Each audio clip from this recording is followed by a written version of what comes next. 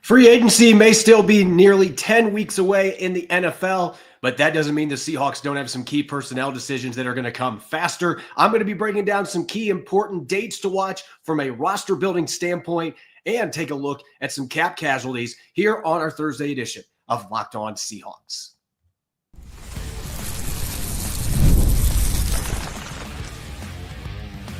You are Locked On Seahawks, your daily Seattle Seahawks podcast. Part of the Locked On Podcast Network, your team every day. Greetings, 12. This is Corbin Smith, the host of the Locked On Seahawks podcast, your daily Seahawks podcast, part of the Locked On Podcast Network, your team every day. A special thanks to all the 12s who are tuning in to this latest installment, whether you're tuning in from Colorado Springs, Colorado, or London, England. Greatly appreciate each and every one of you for making Locked On Seahawks your first listen 5 days a week. We greatly appreciate it. We're in the heat of the offseason, and we have gotten so many great questions from you, our valued 12s. So with it being the offseason, this is going to be a mailbag-centric episode. We're going to have tons of draft, free agency, front office, coaching staff related questions, you name it, going to be tackling them on this latest installment of Locked On Seahawks that is brought your way courtesy of Prize Picks. Go to prizepicks.com/LockedInNFL and use the code all lowercase LockedInNFL to win $50 instantly when you play $5. Now for your lead story here on our Thursday edition of Locked On Seahawks. It may be only January 23rd, and the start of the new league year isn't until March 12th.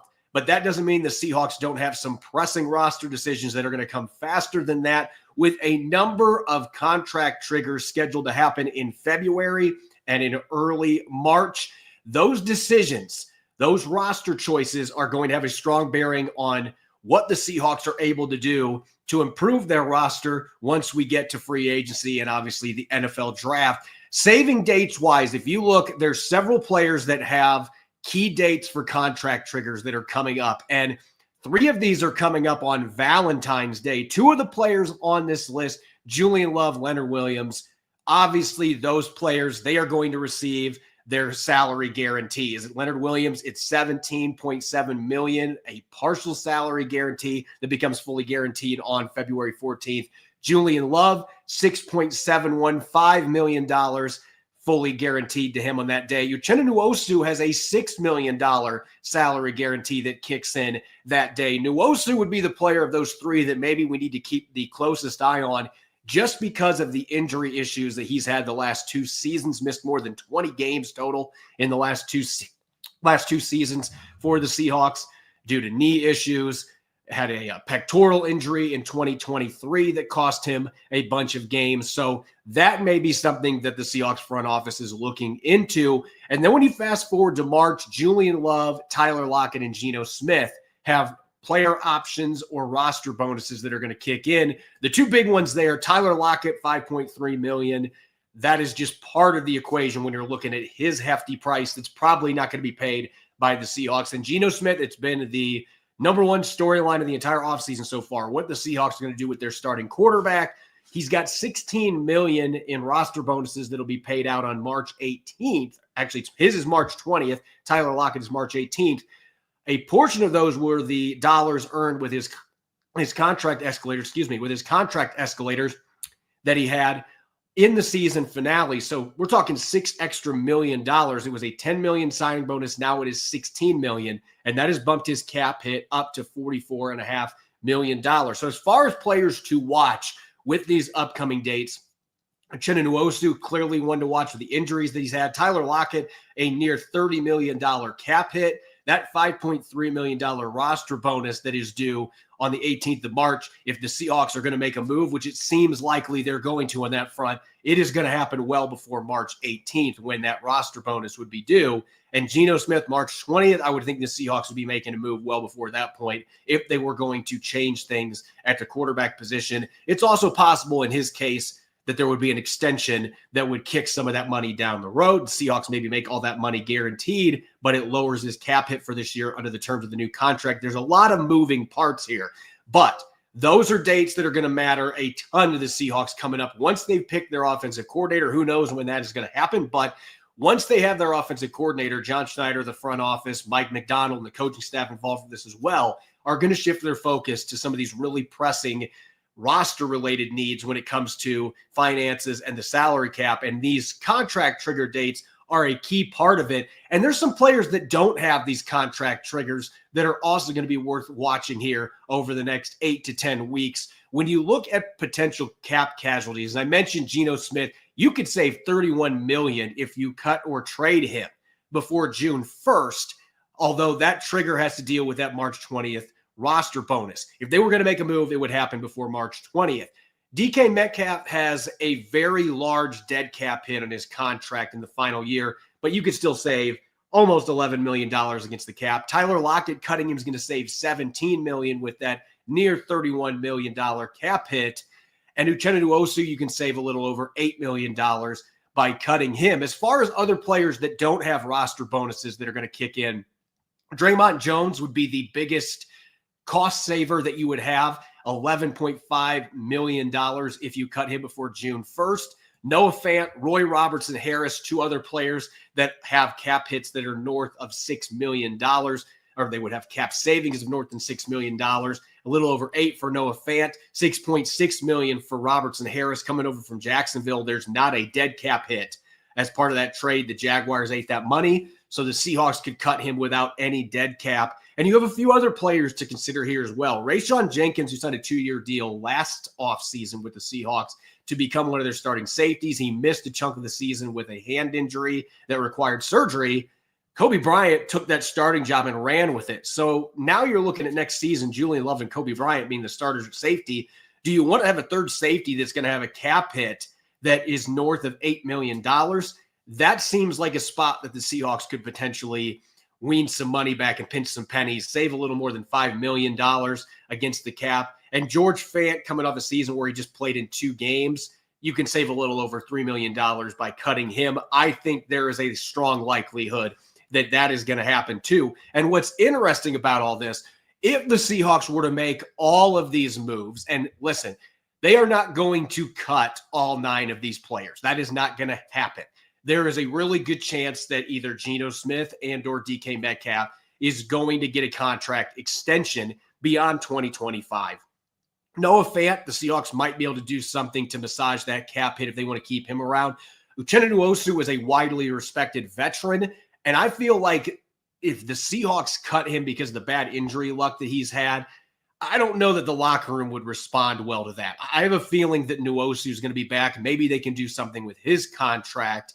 But if they were to move on from all these players, you're talking more than $100 million in cap savings. The Seahawks are more than $20 million in the red. But if they were able to make a lot of moves off this list, either through extensions, trades, or outright cutting players, they can quickly get in a good salary cap position where they can go out and they can add some players in free agency. They'll have the money they need for 8 or 9, maybe 10 draft picks that they could have in April, depending what Schneider does, trading up and down the draft board. There's a lot of moving parts here, but for those that are looking at that current cap hit number and thinking the Seahawks are way in the red and one of the worst situations out there, they have a lot of levers that they can push, and they don't need to do all of this. They don't need to cut all 9 of those players that were on that list.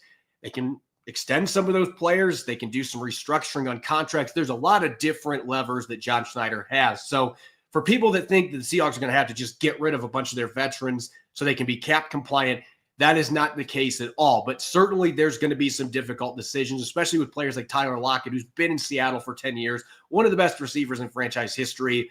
There's no way they're keeping him next season for a $30+ million cap hit, though. Something's got to give. He's either going to get cut or they're going to have a way to come up with a restructure, a new deal, rip up his current one if he wants to finish his career in Seattle. I mean, there's moving parts in all of these discussions, but I would say at least 3 or 4 of those players are going to be wearing a different uniform next year because Seattle is going to move on from some of these guys that have big cap hits that you can save money for next year, some of it out of necessity. And those important contract trigger dates are going to play into this decision-making process. We may know more about Tyler Lockett and Uchenna Nwosu earlier than some of these other players just because of those roster bonuses and those guarantees that are going to kick in on those contract triggers. When I come back, we've got tons of mailbag questions from you, the value 12s off of X and Blue Sky. Going to be tackling as many of those we can for the remainder of a mail-centric episode here of Locked On Seahawks. Therapy is a game changer, and it can help you manage stress, improve sleep, and communicate more effectively. But finding the right therapist and fitting sessions into a busy schedule can be a challenge. That's where Talkspace comes in. Talkspace, the leading virtual therapy provider, makes getting the help you need easy, accessible, and affordable. With Talkspace, signing up is simple. You can match with a licensed therapist who fits your needs, usually within 48 hours, and it's convenient. You can have sessions from the comfort of your home and even message your therapist between appointments. Plus, Talkspace is covered by many insurance plans, and for most insured members, there's $0 copay. It's never been easier to prioritize mental health. Therapy worked wonders for me in the past when I was dealing with difficult challenges, whether it was my family or my work life, keeping my head on my shoulders and maintaining confidence. As a listener of this podcast, you'll get $80 off your first month with Talkspace when you go to Talkspace.com/LockedOnNFL and enter the promo code SPACE80 to match with a licensed professional therapist today. Go to Talkspace.com/LockedOnNFL and enter the promo code SPACE80 to get $80 off your first month and show your support for the show. That's Talkspace.com/LockedOnNFL, promo code SPACE80. Welcome back to the Thursday edition of Locked On Seahawks. This is your host, Corbin Smith. A special thanks to each and every one of the 12s tuning in. And thank you, as always, for making Locked On Seahawks your first listen 5 days a week. We greatly appreciate it. And make sure for your second listen to check out the new Locked On NFL podcast. It's now 2 times a day. In the morning, you've got Tyler Rowland of Locked On Titans dishing out your morning cup of NFL espresso. And in the evening, Tony Wiggins of Locked On Jaguars bringing the humor and the insight you can't find anywhere else. That's Locked On NFL twice a day. Find it on YouTube or wherever you listen to your podcast and make it your second listen. We didn't have a Monday mailbag this week, but we've had tons of questions from you, our valued 12s. There's a lot going on already this offseason, whether it is roster-related moves, the offensive coordinator job still being open, some of the things going on in the playoffs, upcoming draft, free agency, you name it. Tons of questions from you, the valued 12s. And so we're going to tackle as many as we can here for the remainder of the show. We're going to start things off. Of course, we got to have the quarterback position first and foremost. Mike C. from NJ on X. If Geno Smith gets extended, would drafting Jalen Milroe in the first round to groom behind him be a decision that you would support? In the first round, I would absolutely not support that decision. And this is just based on the film now. I've had a chance. I can't say that I have watched every quarterback in this draft class extensively yet. I'm still trying to comb through film, but I have watched a ton of Jalen Milroe. In terms of upside, he has one of the highest ceilings. There could be an argument if everything's put together, Jalen Milroe could have the highest ceiling in this entire quarterback class. The problem is how far away that he is from that right now. And some of the issues that he has, I have some concerns about how much they're going to improve at the next level, at least in the next few seasons. This looks like a guy that you might have to do a Jordan Love type thing where he's going to have to sit for 2 or maybe even 3 years before he is ready to go, because he really struggles with his pocket presence, doesn't have those eyes in the back of his head like a lot of the great quarterbacks do, and it led to him taking a lot of sacks. He had ball security issues. He struggles at times reading through his progressions and throwing with anticipation. He's got a howitzer. The guy can throw the ball downfield. He's incredibly athletic. His running ability adds a dimension that defenses have to worry about. There's a lot of things to like, but I would not pick him in the first round. In fact, I've got a 4th round grade on him right now. I think he probably ends up going earlier than that because of his upside and his sheer athleticism. But as far as being a developed quarterback, especially the last few games this season, the bowl game against Michigan jumping out as well, I did not see a guy that's close to being pro ready. So pick number 18, or even in the later first round, if you trade down, I'm probably staying away from Jalen Milroe. Next question from Jason Yee on X. If a receiver or safety as highly touted as Emeka Egbuka or Malachi Starks is there at 18, should Seattle pull the trigger given obvious other holes on the roster?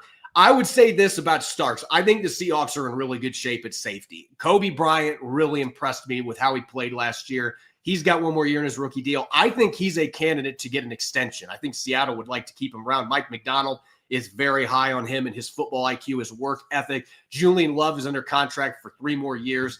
I don't see a path to picking a safety in the first round. However, the receiver position, if Tyler Lockett is released or traded, I don't think anybody's going to trade for him with his contract. But assuming Seattle moves on from him as expected, they're going to have a need for another receiver, especially if DK Metcalf's situation enters potential trade territory. Who knows what's going to happen on that front?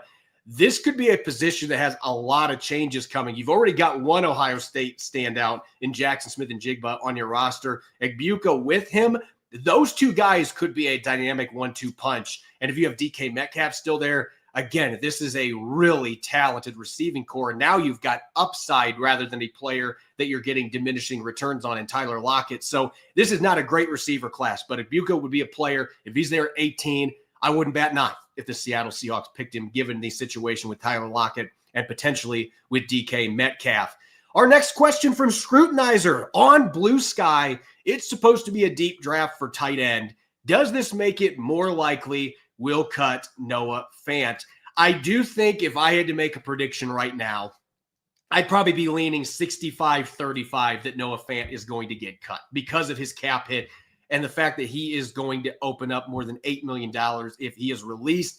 Maybe Seattle tries to tack on an extra year and a restructure, maybe a void year, trying to lower that cap hit and keep him around. But A.J. Barner looked like a capable starter, in my opinion. He looks like a guy that could very well be a starting tight end in the NFL. Had 4 touchdowns as a rookie, and this is a pretty good tight end class. I'm not going to say it's the best I've ever seen, but you could have as many as 2 or 3 tight ends gone in the first 45 picks in this draft. There are some really good value tight ends on day 3 as well. I could see Seattle pick 2 of them because Farrell Brown's probably not going to be back either.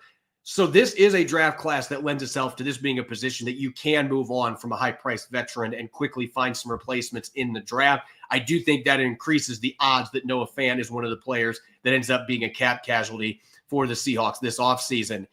We're not going to get through this without some John Schneider questions. Sean Scotchman on X. Do you think John Schneider is taking his time selecting an OC because if it goes wrong, his job may be in jeopardy? Look, I think this is for everybody that is involved in this process. It's not just John Schneider. If you're Mike McDonald, yes, you just won 10 games, the most ever by a first-time coach for the Seattle Seahawks, a first-year coach for the Seattle Seahawks.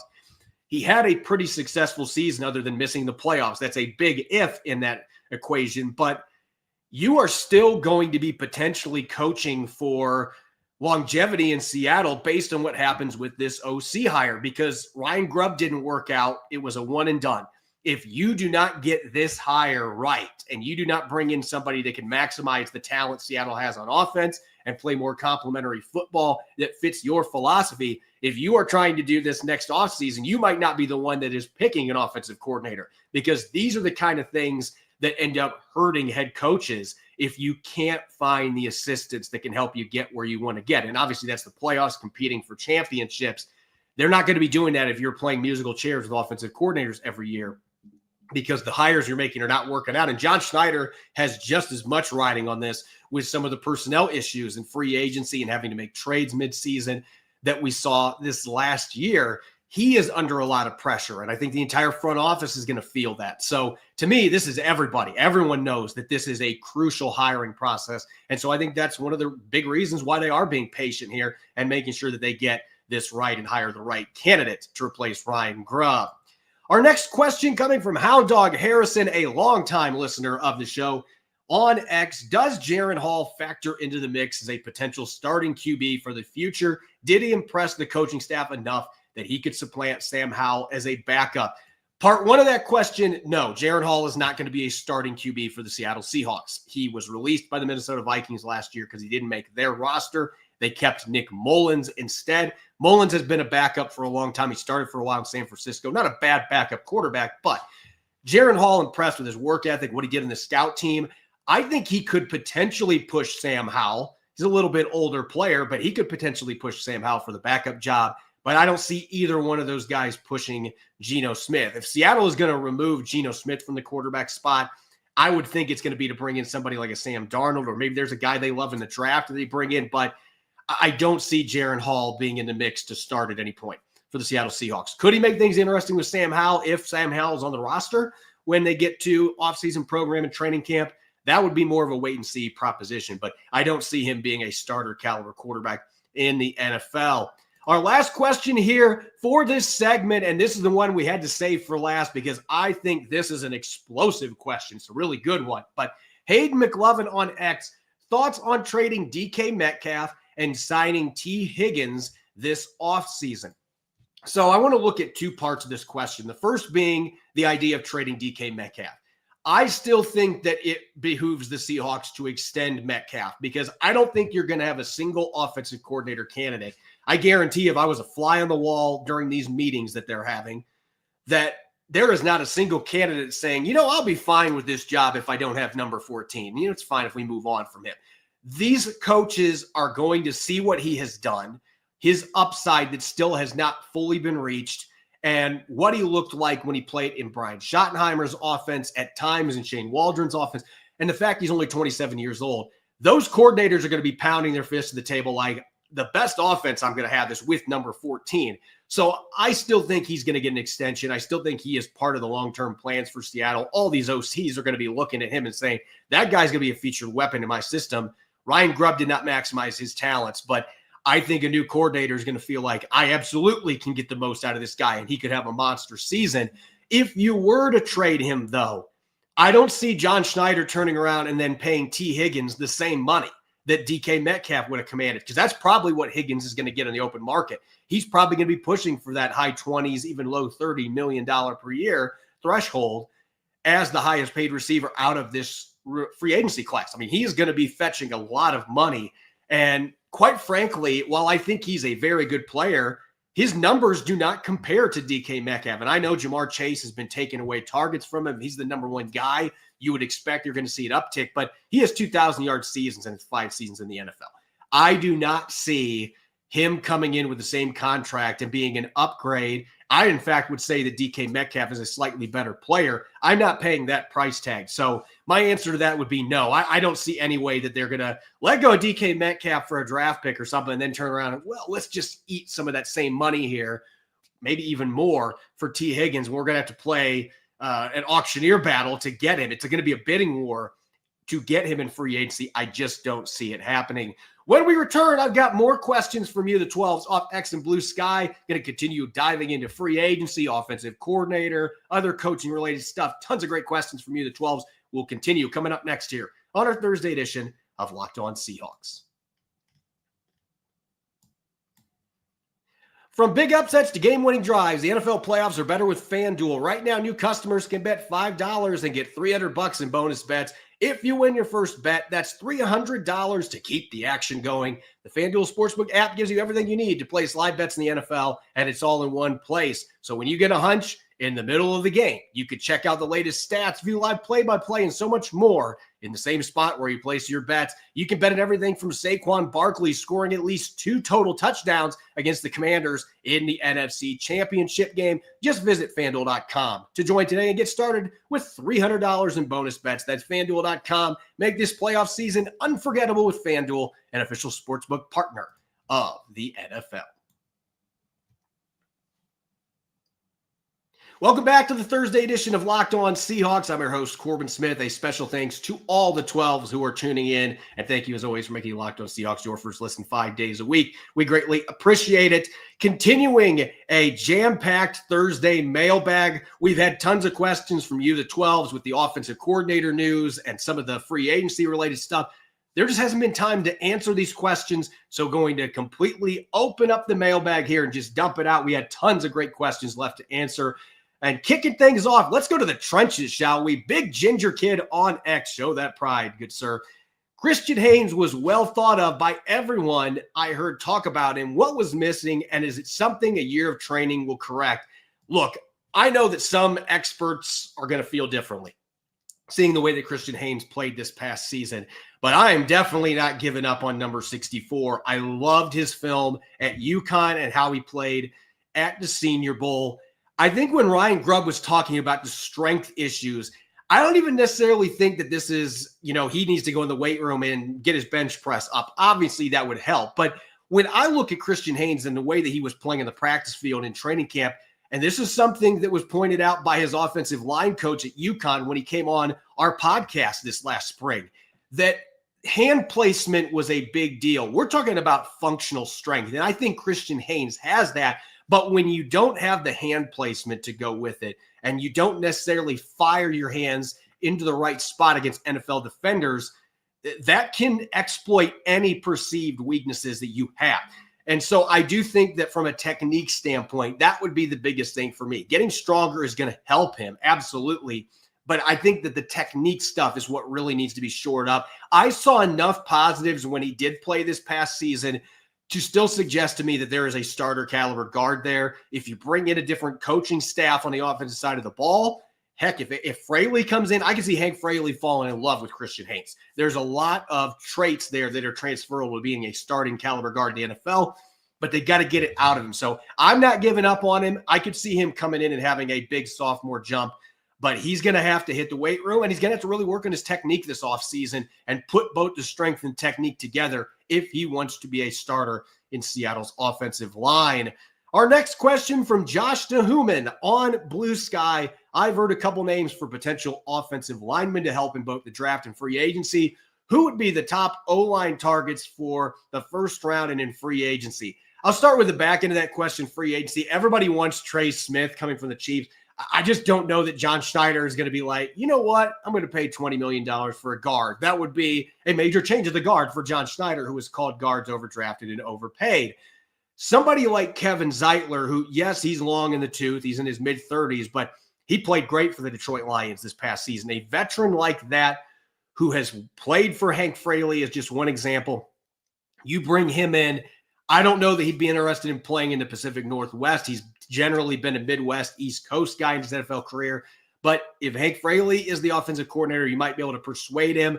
That is a name that jumps out to me. I think you could also look at Baltimore. They've got a couple of their offensive linemen that are going to be free agents, and maybe the Seahawks try to take a run at one of those players and reunite them to an extent. I know Mike McDonald didn't coach the offensive line, but he knows those guys on the offensive line in Baltimore. There's a couple players there that could make some sense. In the draft, there's one guard that I think could make sense at pick number 18, at least right now, and that's Booker from Alabama, a big, dominant, physical football player. Those are the kind of guys that you want in the interior. I don't know if he's there at pick 18 because he is one of the better prospects in this draft. I don't feel like the depth is quite as good at guard as it is at the tackle spots.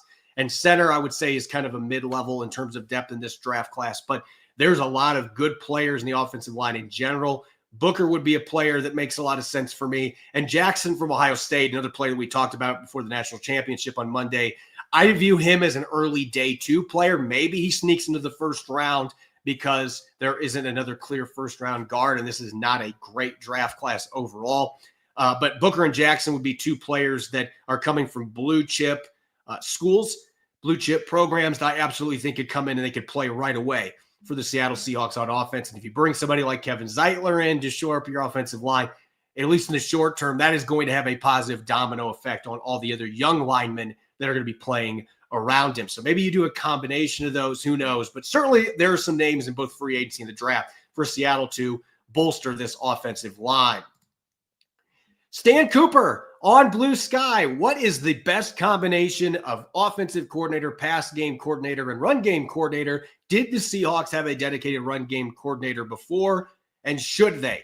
Well, this past season, they didn't. Ryan Grubb didn't have a pass game coordinator or a run game coordinator, and that might have been part of the reason that he failed. And looking back at that in hindsight, that is certainly something that, they did have an experienced running back coach in Polamalu. That might have played into that, not feeling like you need a run game coordinator, because Polamalu has been an offensive coordinator before at the college level. So he's got some play calling experience, but they didn't have that. In the past, though, all you got to look at Darrell Bevell as the offensive coordinator. They had Tom Cable, who was the assistant head coach for Pete Carroll, but he was really a highly decorated run game coordinator. And then Shane Waldron and Andy Dickerson. Dickerson became the run game coordinator. You had in 2020 with Brian Schottenheimer, Dave Canales went to the pass game coordinator position, and that kind of led to his fast rise, eventually becoming a head coach. So I think that this is not abnormal at all. I think in a perfect situation, you have whatever is the contrast to your offensive coordinator. Every offensive coordinator is going to have a bread and butter, whether it's the passing game or run game. You need to have a pass game or a run game coordinator. There are some teams that have both, and that's great. Sometimes it can be too many cooks in the kitchen, but I think that it's ideal to have that complementary guy. And I'm not saying you need two people battling over who's going to call plays, because to me, that's the same as having two quarterbacks. If you have two quarterbacks, you don't have one. I feel that way with offensive coordinators as far as play callers. But having other valuable seasoned coaches on your staff that understand that process, that can help you and take some of that responsibility off you, I think is important. And most coaching staff in the NFL have that. Our next question coming from Rob Roberts on X. In your opinion, how much is Tyler Lockett's skill dropped off? Is there a number where it makes sense to keep him? If they could find a way to bring him back where they cap hit below $10 million, I would absolutely consider doing it, because I don't think Tyler Lockett's diminished production this year was all on him declining. I felt like all of Seattle's receivers, not named Jackson Smith and Jigba, it just felt like Ryan Grubb had a really hard time figuring out how to maximize those players. And Lockett was just kind of an afterthought in that offense. I feel like if Tyler Lockett ended up somewhere else, I'm going to throw this team out there, and Seahawks fans are not going to like that I'm mentioning this because there's Chiefs fatigue, but Tyler Lockett catching passes from Patrick Mahomes, I think you could still squeeze out a close to 1,000-yard season into that offense. I think that he still has enough upside to do that. I just don't know in Seattle. A lot of it depends on the play caller you have too. If you bring in a coordinator that really knows how to maximize his current skill set, I think he still moves pretty well. Maybe not the track runner that he was early in his career, but he's still quick. He's still a good route runner, and he's been durable. So I think there's still value there, but $30 million cap hit value, absolutely not. Going back to college quarterbacks here, Insano Brandon on X, where would you say this year's QB class would fit if you put them in 2024? So again, I haven't had a chance to watch all the film I want to watch on all of the prospects in this year's class of the quarterback position. I'm probably 70 to 75% through that process right now, but I would not have a single quarterback in this class above the top 5 that were drafted in last year's class. Many of you may remember there were 6 quarterbacks taken in the first 12 picks. You could make an argument even now with what we've seen from Bo Nix. Bo Nix to me was a late first round, early second round pick. That's about where I had him at. 12 felt like a little bit of a reach, but Sean Payton was able to make that work with his system, and he had a great rookie season. Might be their long-term answer to quarterback spot. You can make an argument right now that looking at the top 2 quarterbacks, Shedeur Sanders and Cam Ward, I don't know that either one of those guys is a better prospect even than what Bo Nix was last year. Those top 5 or 6 quarterbacks were all on a different level. Certainly if these 2 guys, Ward and Sanders, were in last year's class, I don't think that they go in the first 12 picks like those 6 guys did. Maybe one of them sneaks into the first round, but I would think you're looking at day 2 players. And that really paints the picture of what this quarterback class is, in my opinion. It's one of the more underwhelming ones that I've seen since I've been in this business the last 12, 13 years. Maybe that 2022 class was worse. There's some day 3 guys that could have some value, but I don't see anyone that would have been in that discussion. Maybe you could have Sanders or Ward on the same pedestal as Bo Nix, but I'm not putting them up there with Michael Penix and all those other rookie quarterbacks that were drafted earlier in this 2024 draft. I can't lump them together. This is just not near as good of a class.